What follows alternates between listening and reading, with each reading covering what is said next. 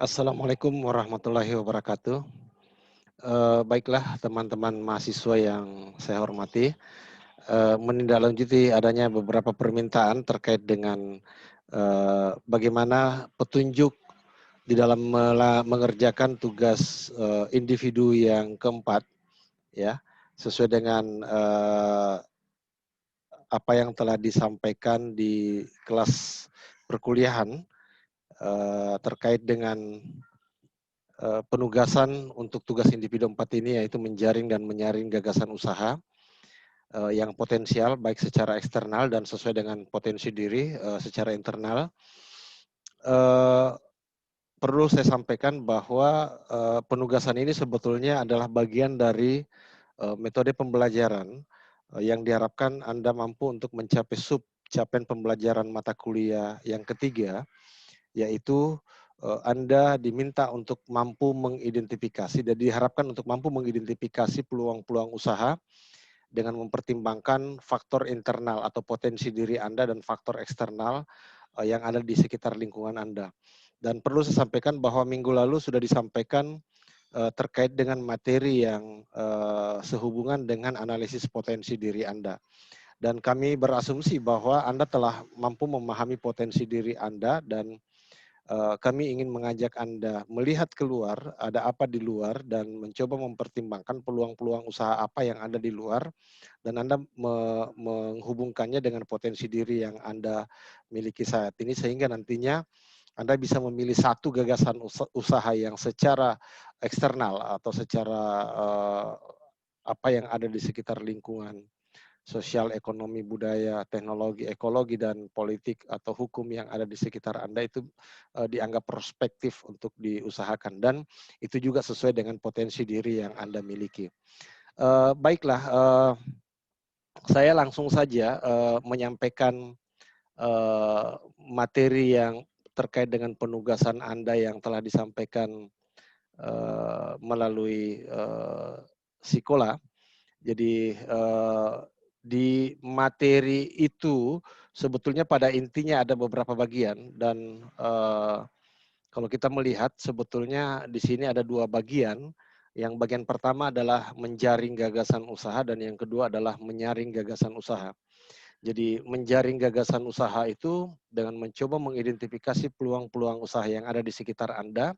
Sedangkan menyaring gagasan usaha dari peluang-peluang itu Anda kemudian menyeleksi berdasarkan beberapa alat analisis, yaitu analisis makro, analisis mikro, dan analisis SWOT atau analisis kekuatan, kelemahan, peluang, dan ancaman. Nah, dari situ nantinya akan terpilih satu, setelah menyaring itu akan terpilih satu, dan itu yang Anda akan coba buat deskripsinya, bagaimana deskripsi produk itu setelah Anda memilih. Gitu. Nah, saya ingin masuk ke identifikasi peluang-peluang usaha. Nah, di sini Anda diminta untuk mengisi matriks yang ada, ya, mengisi matriks yang ada pada halaman 19, ya. Di situ Anda diminta untuk mencoba mengidentifikasi produk, apakah itu barang maupun jasa yang fungsional sesuai dengan jenis kebutuhan manusia.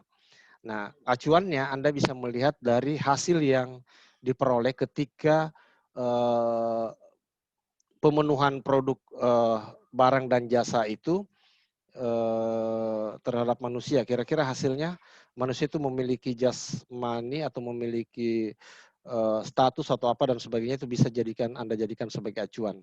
Jadi contoh, di identifikasi peluang-peluang usaha ini adalah merupakan alat yang membantu Anda untuk mencoba menjaring, ya, menjaring gagasan-gagasan usaha yang ada di sekitar Anda. Saya berikan contoh, mungkin ini hanya sekedar contoh supaya Anda bisa lebih memahami teknisnya. Jadi di kebutuhan fisik material itu hasilnya adalah manusia yang memiliki jasmani sehat, segar, kuat, aman. Kira-kira produk apa saja yang atau gagasan-gagasan produk apa saja yang ada di sekitar Anda yang kemungkinan bisa Anda identifikasi, ya. Jadi ini mengalir saja, tidak usah lagi dulu berpikir bahwa ini sesuai dengan saya atau tidak sesuai dengan saya. Anda jaring saja sebanyak-banyaknya. Contoh, produk barang dan jasa fungsional yang diharapkan bisa memberikan jasmani yang sehat, segar, kuat, dan aman bagi manusia. Ya tentunya banyak jenis produk, ya, termasuk produk makanan, minuman, obat-obatan, dan sebagainya ya. Saya kasih contoh misalnya, ya kita identifikasi saja keripik pisang, kemudian keripik ubi, kemudian emping melinjo, ya dan seterusnya ya, dan seterusnya. Mungkin di sini akan banyak gagasan usaha yang atau gagasan produk yang muncul, mungkin ratusan, bahkan ribuan. Ini tergantung dari kemampuan Anda mengidentifikasi potensi potensi produk yang bisa dikembangkan. Kemudian Anda lanjut lagi ke sosial, kebutuhan sosial emosional. Tujuannya adalah agar manusia sosial yang memiliki status, yang matang emosi, percaya diri, andalan dan sebagainya. Kira-kira produk-produk apa saja yang bisa dihasilkan di sini? Ya, kalau di atas mungkin kebanyakan kebutuhan-kebutuhan fisik, kebutuhan-kebutuhan dasar, ya, kebutuhan-kebutuhan dasar. Jadi mutlak kebutuhan yang mungkin penting bagi manusia agar manusia itu bisa sehat, segar, kuat dan aman. Jadi kebutuhan dasar biologis ya. Kemudian di sosial emosional ini lebih naik lagi dan biasanya manusia itu akan memenuhi kebutuhan ini setelah kebutuhan fisik materialnya terpenuhi. Apa yang bisa kita tampilkan? Mungkin dalam bidang agribisnis barangkali misalnya kita bisa membuat galeri tanaman, ya, galeri tanaman, jual beli tanaman, atau mungkin juga Anda tanaman hias maksud saya ya, karena tanaman hias itu mungkin bukan kebutuhan yang sifatnya dasar, tapi umumnya orang yang menanam tanaman hias itu adalah orang yang memiliki mungkin ingin berstatus atau mungkin uh, mau ada nilai tersendiri gitu. Jadi meskipun sebetulnya tidak ada tanaman hias, itu juga orang bisa hidup sehat segar. Tetapi ini sudah lebih di atas lagi. Jadi tanaman hias, kemudian mungkin juga ada Anda membuat pembibitan tanaman hias, ya, dan sebagainya ya. Anda lihat kira-kira produk-produk apa yang bisa dihasilkan agar manusia sosial, berstatus, matang emosi, percaya diri dan sebagainya. Kemudian mental intelektual. Ini hasilnya adalah manusia yang berpengetahuan, manusia yang rasional, manusia yang cerdas, manusia yang kreatif. Apa saja yang bisa Anda lakukan? Saya ambil contoh misalnya Anda ingin membuat pelatihan budidaya pelatihan budidaya tanaman buah-buahan misalnya, ya. Mungkin juga ini agar masih agar manusia itu bisa rasional, cerdas, kreatif dan sebagainya ya. Apa saja? Mungkin Anda ingin membuat pelatihan pembuatan kompos, ya. Atau apa saja yang menurut Anda punya potensi dan bisa dikembangkan di sekitar lingkungan Anda. Kemudian yang ketiga misalnya spiritual transendental, ya, kebutuhan spiritual dan transendental. Itu hasilnya ketika produk ini dikonsumsi oleh manusia, hasilnya adalah akan menghasilkan manusia yang intuitif, manusia yang humanis, manusia yang religius dan arif bijaksana. Apa saja ya yang bisa Anda lakukan agar ini bisa uh, tercapai gitu. Jadi kebutuhan manusia ini bisa tercapai. Ya, contohnya misalnya kalau manusia yang religius mungkin akan membuat semacam usaha, ya taruhlah misalnya taman pendidikan Al-Quran. Misalnya ya, apa saja yang terkait dengan pemenuhan kebutuhan spiritual transendental yang bisa menghasilkan manusia yang intuitif, humanis, religius, arif, bijaksana. Nah mungkin dari sekian banyak dari sekian jenis kebutuhan manusia ini Anda akan menghasilkan ratusan bahkan ribuan jenis usaha yang kemungkinan punya peluang dan ada di sekitar Anda. Ya, sekira itu tugas yang bagian bagaimana menjaring dengan mencoba mengidentifikasi peluang-peluang usaha apa saja yang bisa Anda kembangkan. Nah, di sini ada catatan, garis bawahi 10 jenis produk. Apakah itu barang dan jasa di antara sekian banyak, mungkin ratusan, mungkin ribuan produk yang telah Anda inventarisir, ya, sebagaimana tadi yang ada di dalam matriks itu. Nah, untuk selanjutnya di analisis makro, jadi Anda secara acak saja atau mungkin menggunakan intuisi, kira-kira yang mana menurut Anda yang Anda pilih? Ya, taruhlah misalnya saya garis bawahi keripik pisang, satu. Ya, saya garis bawahi misalnya emping melinjo, ini dua. Ya, dua. Saya garis bawahi pembibitan tanaman hias, tiga. Dan seterusnya sehingga terpilih 10. Ya, Anda diminta memilih 10 secara intuisi yang menurut Anda tanpa melalui analisis yang lebih yang tertulis, Anda sudah bisa langsung memilih 10 kira-kira yang menurut Anda bisa Anda pilih sebagai gagasan usaha yang cocok untuk diri Anda. Itu bagian yang pertama terkait dengan menjaring. Nah, sekarang kita saring. Dari 10 itu kita akan saring, ya. Yang pertama melalui analisis makro, ya, melalui analisis makro. Contoh tadi Anda memilih 10, jadi ke 10-10-nya itu, ke 10 jenis gagasan usaha itu yang telah Anda garis bawahi, Anda coba uraikan, ya. Contoh misalnya di sini Anda memilih keripik pisang, kemudian emping melinjo, kemudian pembibitan tanaman hias dan seterusnya. Ya, jadi Anda menuliskan di sini, contohnya misalnya Anda memilih keripik pisang.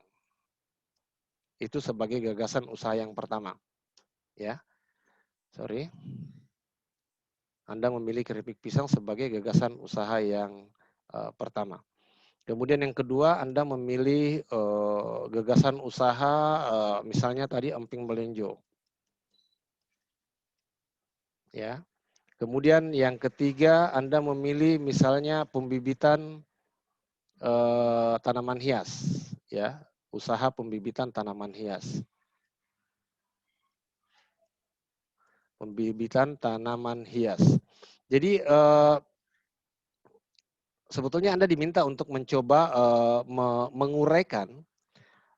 Kalau Anda melihat perintah di tugas ini terkait dengan analisis makro, di situ dikatakan bahwa Anda diminta mencoba memilih 10 dari sekian banyak yang tadi digarisbawahi, kemudian ke 10 itu Anda prioritaskan berdasarkan pertimbangan lingkungan eksternal. Ya, coba berikan uraian di antara kenapa Anda memilih 10 itu. Anda coba lihat bagaimana potensi pasarnya, bagaimana ketersediaan bahan bakunya, bagaimana ketersediaan teknologi dan tenaga kerja, bagaimana kebijakan pemerintah dan sebagainya. Jadi Anda menuliskan alasan-alasan itu, pertimbangan-pertimbangan itu, sehingga Anda memilih 10. Jadi tidak mungkin, meskipun tadi secara intuisi, tetapi mungkin ada pertimbangan sehingga Anda memilih secara intuitif ke 10 jenis gagasan usaha ini. Ini saya contoh 3 saja dulu, mungkin Anda sendiri yang kembangkan sesuai dengan apa yang ini hanya sekedar contoh ya. Jadi 10-nya itu harus diberikan alasan kenapa Anda memilih itu. Selanjutnya kita masuk ke bagian yang berikutnya di dalam menyaring. Kita masuk di dalam analisis mikro ini, ya. Jadi tadi ada 10 sudah dijelaskan hal-hal apa saja yang menjadi dasar atau yang menjadi argumen Anda atau yang menjustifikasi sehingga Anda memilih ke-10 itu. Nah, pada bagian analisis mikro, tadi makro ya, sekarang mikro, kan tadi ada 10, taruhlah misalnya saya kasih contoh keripik pisang yang sudah Anda pilih sebagai pilihan yang pertama, ya. Kemudian yang kedua Anda memilih emping melinjo misalnya ya, emping melinjo. Kemudian yang ketiga tadi dari contoh, ingat ya ini contoh saja ya. Anda memilih tadi apa ya, pembibitan tanaman hias ya, sorry.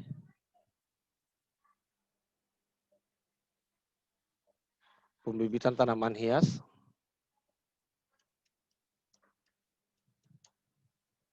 Ya. Anda isi dulu gagasan usaha sebagai alternatif pilihan ya. Kemudian setelah itu Anda mengisi 10, kemudian Anda bikin pertimbangan-pertimbangannya. Ya, coba Anda bisa lihat di perintah analisis mikro ya. Di pedoman untuk analisis mikro, dia katakan begini. Di analisis mikro itu Anda diminta untuk memilih 3 ya, memilih 3 dari 10 gagasan usaha. Jadi pilih 3 di antara 10 tadi, Anda pilih 3. Nah, pertimbangannya adalah pertimbangan-pertimbangan internal Anda. Pengetahuan dan keterampilan, ketersediaan sumber daya, baik itu lahan, ada enggak lahan yang Anda miliki, ada enggak bangunan yang Anda miliki, ada enggak peralatan yang Anda miliki, ada enggak sumber daya finansial atau modal. Serta mungkin potensi-potensi lain yang ada pada diri Anda yang memungkinkan Anda untuk bisa mewujudkan gagasan itu. Ya, jadi langkah berikutnya itu Anda coba pertimbangkan kira-kira Anda coba masukkan pertimbangan-pertimbangan secara internal yang Anda miliki. Contoh misalnya, saya memiliki lahan perkebunan misalnya seluas 1 hektar. Nah, ingat ini terukur ya. Lahan perkebunan seluas 1 hektar. Mungkin juga Anda memiliki misalnya kompor gas 2 mata ya, ini yang tidak digunakan misalnya ya, ini contoh saja. Kemudian ya pengetahuan Anda memiliki ilmu di bidang pertanian misalnya, ini pertimbangan juga ya. Ini kan potensi, tapi bisa jadikan pertimbangan. Yang keempat, Anda memiliki tabungan, ada uang atau modal, tabungan yang bisa dijadikan modal sebesar 10 juta. Ini contoh saja ya, mungkin banyak sekali pertimbangan lain yang bisa Anda gunakan. Ya, bisa banyak pertimbangan atau banyak potensi-potensi yang bisa Anda masukkan di dalam sebagai pertimbangan-pertimbangan. Ingat kalau kita lihat ini terukur. Ada lahan 1 hektar, ada kompor gas 2 mata 1 unit misalnya, ada bidang ilmu kita adalah ilmu bidang pertanian, tabungan kita mungkin ada sekitar 10 juta di bank dan seterusnya. Ya, jadi ini pertimbangan, ini kriteria-kriteria yang harus dimiliki oleh pilihan kita. Nah, sekarang apa yang harus kita lakukan? Yang harus kita lakukan adalah memberikan bobot ya, memberikan bobot 1 sampai 5. Jadi 1 itu tidak mendukung, 2 itu kurang mendukung, 3 itu cukup mendukung, 4 itu mendukung, 5 itu sangat mendukung. Jadi sisa Anda memberikan bobot ke masing-masing pertimbangan ini. Jadi tadi ini ada 1 sampai 10 ya. Ini berarti gagasan usaha ini 1 sampai 10. Gagasan usaha 1 apa, gagasan usaha 2 apa, gagasan usaha 3 apa. Kebetulan tadi kita memberikan contoh 1 itu keripik pisang, 2 itu empeng melinjo, 3 itu pembibitan tanaman hias. Nah, sekarang kita berikan bobot untuk masing-masing pertimbangan. Contoh, lahan perkebunan seluas 1 hektar. Kalau lahan perkebunan 1 hektar dengan bisnis keripik pisang barangkali ya kita kasih poin 3 lah. Ya, mungkin hanya untuk pertimbangan bahan baku. Emping melinjo, ya mungkin kalau emping melinjo kan tidak sembarang pohon melinjo itu bisa ini. Jadi mungkin pasokan bahan bakunya kita datangkan dari luar misalnya, sumber bahan baku. Misalnya 1 hektar ini tidak terlalu ngaruh gitu, kita kasih poin 2. Kemudian pembibitan tanaman hias, ini cukup penting, nah, berarti kita kasih poin 5. Kompor gas 2 mata mungkin ini menunjang sekali kalau kita di bisnis keripik pisang, mungkin juga di emping melinjo kita kasih poin 4, kemudian di pembibitan tanaman hias barangkali tidak perlu kompor gas 2 mata, mungkin kita kasih angka 1. Bidang ilmu pertanian, mungkin kalau keripik pisang kita kasih poin 4, di emping melinjo 4, di apa namanya pembibitan tanaman hias ya mungkin sangat mendukung. Tabungan 10 juta ya mungkin semuanya mendukung. Ya, pembibitan tanaman hias ya cukuplah kita kasih 4. Ya, demikian seterusnya untuk gagasan-gagasan usaha yang lain, yang keempat, kelima, keenam, ketujuh. Nah setelah itu kita menghitung berapa total bobot masing-masing. Taruhlah misalnya kita membuat cuma buat 4 kriteria, 4 pertimbangan. Jadi ya mungkin semakin banyak pertimbangan semakin teruji gagasan usaha yang akan kita pilih. Jadi kita taruhlah contoh, karena ini contoh saja. Ini 8, 12, 17. Ini dapat 17. Ya. Kemudian ini 6, 10, 15. Ini 15. Ya. Kemudian 6, 10, 15. Ini 15. Sehingga yang terpilih, yang terpilih, mungkin setelah kita hitung yang lain, mungkin di sini ada 12, sorry, di sini ada 12, di sini mungkin ada 11, mungkin di sini ada cuma 9, mungkin di sini ada 7, di sini 10, di sini 11, di sini 13 misalnya. Sehingga dari total bobot masing-masing ini kita bisa melihat yang mana yang lebih tinggi. Nah, mungkin prioritas pertama itu kita ambil ini apa namanya? Keripik pisang. Nah, ini ada 2 angka yang sama menempati urutan kedua, ketiga ya. Kita taruhlah kita misalnya ini 2, ini 3. Jadi sudah ada 3 yang kita pilih sebagai prioritas. Nah, apa yang akan kita lakukan selanjutnya? Selanjutnya kita analisis yang 3 itu. Kita analisis yang 3 yang mendapatkan bobot yang terbesar, bobot yang tertinggi. Ya, kita lakukan analisis kembali. Kira-kira di antara 3 itu yang mana yang lebih cocok? Ya, taruhlah misalnya ini kebetulan saja kita memilih 1, 2, 3 itu sesuai dengan yang ada di urutan alternatif gagasan usaha. Misalnya contoh tadi yang gagasan usaha yang pertama itu adalah ini keripik pisang. Ya, keripik pisang. Nah, sekarang ini lebih spesifik lagi. Kalau kita memilih gagasan usaha membuat keripik pisang, apa kekuatan yang kita miliki? Apa kelemahan yang kita miliki yang bisa menghambat secara internal kita bisa mewujudkan gagasan itu. Kemudian kalau kita mengusahakan keripik pisang, peluang apa yang ada di luar sana? Ya, secara eksternal yang di luar kewenangan kita dan ancaman apa yang akan kita hadapi kalau misalnya itu kita jalankan. Ya, saya kasih contoh. Kekuatan yang saya miliki ini bisa saja berulang dari pertimbangan-pertimbangan tadi.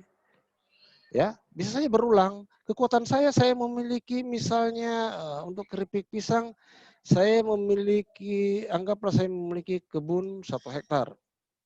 Ya, kebun 1 hektar. Saya kasih bobot berapa dia? Kebun 1 hektar itu karena ini saya buat dalam di Word. Saya mungkin ini tidak terlalu penting lah, tetapi nanti bisa mendukung untuk pengadaan bahan baku. Saya kasih bobot 3.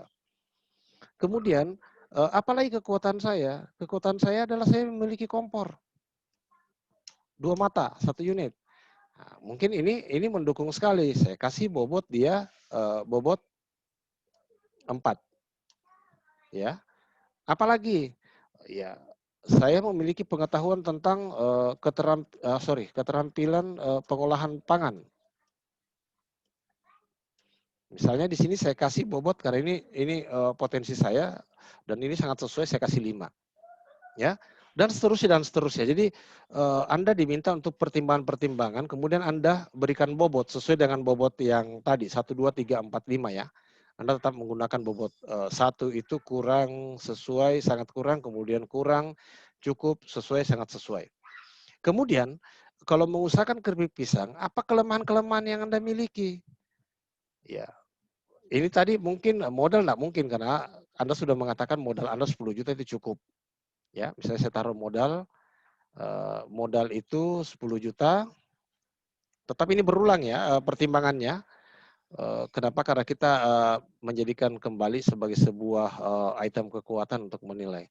Taruhlah modal 10 juta, saya kasih 5. Kelemahannya apa? Nah, coba lihat faktor internal Anda, apa kelemahan yang Anda miliki. Terutama kalau dihubungkan dengan keripik pisang. Ya, ingat, kelemahan itu adalah sesuatu hal yang sifatnya negatif yang berada dalam ke kewenangan Anda untuk menyelesaikan. Ya, artinya Anda bisa menyelesaikan. Itu masalah internal sebenarnya kalau disebut kelemahan. Jadi misalnya Anda memiliki peralatan penunjang misalnya, eh, peralatan lain ya. Misalnya ini sebagai kelemahan Anda. Mungkin kompor ada, tetapi peralatan lain belum ada.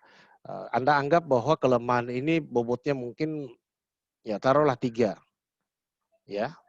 Nah, kemudian apa lagi? Mungkin Anda memiliki kelemahan bahwa Anda sebetulnya punya sifat takut resiko. Anda memiliki sifat takut risiko misalnya. Oh, ini sangat sangat fatal sekali. Mungkin kalau membuat keripik pisang tidak terlalu ini risikonya. Anda taruhlah Anda kasih poin 4 dan seterusnya ya. Sehingga ini sudah bisa kita dapatkan, ini total bobotnya berapa ya? 17. Ya, sorry. 17. Kemudian di sini mungkin taruhlah misalnya di sini ada lagi misalnya dapat poin di sini dapat poin misalnya Anda kasih poin dia 2 misalnya ya. Jadi 7 berarti di sini 9 ya. Kelemahannya 9 bobotnya. Kemudian di peluang apa? Ya, mungkin peluang untuk membisnis keripik pisang itu ya pisang itu tersedia, jadi bahan baku tersedia. Misalnya, bahan baku tersedia. Oh, pisang tidak ada, selalu ada. Ya. Ya, taruhlah ini sangat menunjang sekali Anda kasih poin 5. Ya. Apalagi yang menjadi peluang di luar? Mungkin permintaan banyak. Ya, permintaan banyak.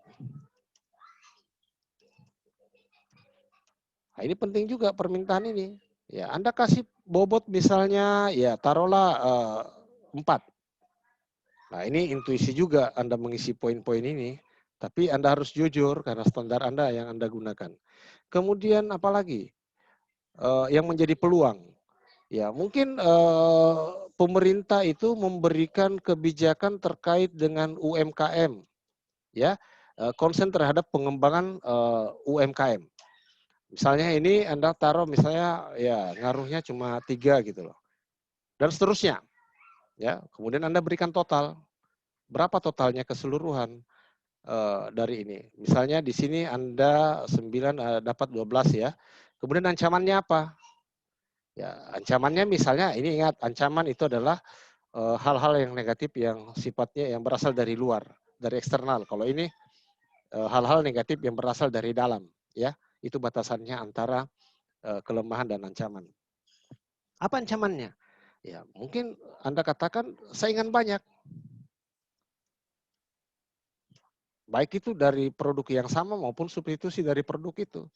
Taruhlah Anda kasih bobot ini penting sekali, 5. Ya. Ya, mungkin juga ancaman yang lain adalah ancaman yang lain yang Anda masukkan mungkin misalnya eh, contoh misalnya Anda mendirikan di sekitar kompleks rumah, ya mungkin ancamannya adalah pengendalian dampak, pengendalian limbah misalnya. Ya, taruhlah begitu. Ya, tetapi Anda katakan tidak terlalu ngaruh dan seterusnya dan seterusnya. Sehingga kalau contoh ini hanya sekedar contoh saya katakan, Anda dapatkan poin 8. Jadi semakin banyak Anda mengidentifikasi kekuatan kelemahan, peluang dan ancaman, ini semakin teruji gagasan usaha yang telah Anda pilih. Nah, dari contoh ini Anda sudah bisa hitung KLPA-nya. Jadi KLPA itu K tambah P dikurang L tambah A.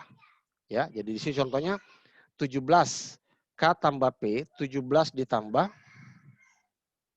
17 ditambah 17 ditambah 12. Ya. dikurang 9 ditambah 8. Kelemahan ditambah ancaman. Ya. Jadi ini bisa didapatkan sama dengan 17 tambah 12 itu 29 ya, dikurang 9 tambah 8 itu 17 ya. 17 ya. Berarti dia dapatkan angka KLPA-nya adalah 12 ya. Angka KLPA-nya ini didapatkan 12. Ya, dapatkan 12. Nah, kemudian hitung lagi yang berikutnya. Yang berikutnya Anda memilih emping melinjo. Ya, tadi sudah dipilih Anda membeli emping melinjo. Kebetulan emping melinjo ini terpilih sebagai gagasan usaha yang kedua. Ya, gagasan usaha yang kedua dari hasil analisis mikro. Nah, dari situ Anda hitung lagi. Nah, tentunya mungkin item-item kekuatan dan kelemahan, peluang dan ancaman ini berbeda lagi. Ya, mungkin kalau keripik pisang dengan emping melinjo ya beda-beda tipis lah kekuatan kelemahannya. Tetapi mungkin kalau untuk gagasan usaha yang ketiga misalnya budidaya misalnya pembibitan tanaman hias ini lain lagi. Ya, mungkin agak berbeda. Ya, kalau kekuatan misalnya lahan oke masih bisa. Modal masih bisa. Apalagi bidang keilmuan masih bisa. Ya, tentunya kelemahannya juga berbeda-beda. Ya, mungkin Anda orang pertanian tetapi Anda tidak paham tentang tanaman hias misalnya, budidaya tanaman hias. Ya, mungkin ini adalah kelemahan dan seterusnya. Kemudian di peluangnya juga gimana? Ya, contohnya misalnya budidaya tanaman hias sekarang permintaan besar. Kenapa? Karena orang semua bekerja di rumah. Orang semua bekerja di rumah, banyak ibu-ibu yang sekarang lagi demam tanaman hias, ini kan peluang juga permintaan semakin banyak. Ancamannya apa? Mungkin ancamannya ya itu tadi keterbatasan dalam memperoleh, dalam mengakses apa namanya media tanam misalnya dan seterusnya. Ini Anda hitung juga KLPA-nya dengan seperti yang langkah tadi. Nah, setelah itu di antara tiga di analisis KLPA ini Anda bisa lihat kira-kira yang mana yang lebih tinggi bobotnya. Ya, yang mana yang lebih tinggi bobotnya dalam artian bobot positifnya lebih tinggi dibandingkan dengan bobot negatifnya. Nah, sehingga itulah yang menurut Anda yang bisa Anda kembangkan, bisa Anda wujudkan, ya gagasan usaha yang bisa Anda wujudkan, bisa Anda kembangkan di masa yang akan datang, di masa saat ini dan di masa yang akan datang, ya. Dan hasilnya kalau misalnya anggaplah misalnya yang terpilih adalah keripik pisang, nah keripik pisang itulah nanti yang Anda coba deskripsikan aktualisasi hasil karya Anda, jenis produknya apa, keripik pisang, fungsinya apa, ya kegunaannya apa, manfaatnya apa, ditujukan untuk konsumen apa, apakah anak-anak, remaja atau apa, mahasiswa atau pelajar dan sebagainya, ya jenis produknya ada enggak, sampingannya, fungsinya apa, ditujukan untuk apa. Kalau keripik pisang mungkin sampingannya adalah kulit pisang. Ya, fungsinya bisa untuk pakan ternak atau bisa diolah kembali menjadi pakan atau makanan ringan atau apa, ditujukan untuk konsumen apa. Nah, apa yang khas dari produk Anda? Apa yang membedakan produk Anda dengan produk pesaing yang ada di sekitar Anda? Ya mungkin keripik pisang banyak mereknya, tetapi kita mengatakan kita akan memiliki keunggulan dari sisi ini, dari sisi ini, dari sini. Ya, menurut perkiraan Anda, apakah produk tersebut dapat bersaing di pasaran? Kemukakan, berikan penjelasan. Kemudian Anda mengungkapkan aspek kualitas apa yang Anda akan tawarkan kepada konsumen. Secara fisik misalnya, keripik pisang Anda beraneka rasa, kemudian dijual dengan kemasan yang menarik dan sebagainya dan sebagainya. Harganya berapa? Mungkin Anda bisa bedakan kualitas, mungkin harga lebih murah, itu selisih misalnya Rp1.000 dibandingkan dengan pesaing. Pelayanan apa lagi yang Anda berikan? Mungkin pelayanan sistem pengantaran misalnya delivery. Keamanan Anda memberikan jaminan bahwa produk Anda ini sehat, ya, sehat, diolah secara higienis dan memperhatikan apa namanya SOP standar kesehatan di dalam pengolahan pangan. Moralitas diharapkan sebetulnya produk ini tidak digunakan untuk kepentingan-kepentingan yang sifatnya bisa merusak moral. Saya kira itu barangkali terkait dengan petunjuk tugas yang Anda bisa kerjakan ya, Anda kerjakan sebagai bagian pelengkap dari materi pembelajaran. Jadi ada tugas terstruktur, ya, kemudian ada belajar mandiri serta diselingi dengan perkuliahan. Sekira itu dulu yang perlu saya sampaikan. Terima kasih. Kalau ada pertanyaan silahkan Anda ajukan ya lewat media chat, dan saya kira saya berharap video tutorial terkait dengan penugasan tugas individu 4 ini bisa memberikan pedoman bagi Anda untuk menyelesaikannya. Oke, cukup sekian dulu. Terima kasih atas perhatian Anda. Saya akhiri, wabillahi taufiq walhidayah. Wassalamualaikum warahmatullahi wabarakatuh. Tetap sehat.